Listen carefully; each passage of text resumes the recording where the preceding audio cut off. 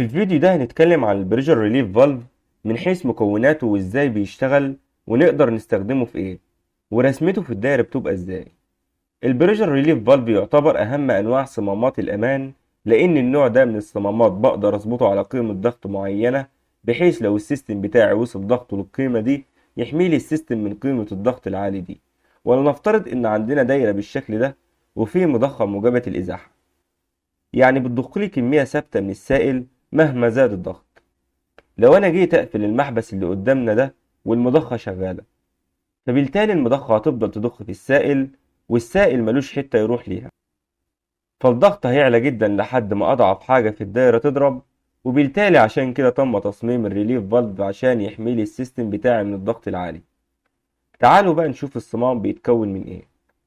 من الكيسنج اللي بيغطي الاجزاء الداخلية للصمام، من السبرينج او السوستة واللي بيكون ليها قوة ضغط معينة احنا اللي بنحددها، ولو قوة السائل قدر يتغلب عليها الصمام بيفتح. ومن السكرو او المسمار اللي بنظبط بيه قوة السبرينج، ومن جزء على شكل كون عشان يقفل لنا الصمام ويفتحه، وطبعا منفذين الدخول والخروج. نيجي بقى لطريقة التشغيل، وقبل ما اتكلم في النقطة دي لازم نفهم ان الصمام ليه دايرة لوحده ملهاش دعوة بدايرة السيستم بتاعي، الا في حالة واحدة بس، ان لو ضغط السيستم بتاعي زاد، وبالتالي الصمام هيفتح، وفي الحالة دي الدايرتين هيكونوا متصلين ببعض. ولنفترض ان عندنا سائل بيتضخ بالضغط العادي بتاعه هو 100 بار، وعندنا الريليف فالف بتاعنا واللي السوستة بتاعته قوة ضغطها 150 بار.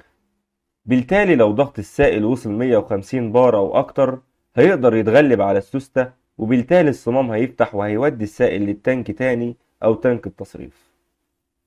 والبريشر ريليف فالف ده من النوع الدايركت اكتنج، واللي بيستخدم في السيستمز اللي بتضخلي سائل بمعدل قليل وضغط قليل. طيب دلوقتي عايزين نعبر عن الصمام ده بالرموز. دلوقتي احنا متفقين ان اي صمام تحكم في الضغط هنرسمه على شكل مربع. ودلوقتي الصمام ده ليه فتحتين، فتحة جاية من السيستم وفتحة راحة للتانك.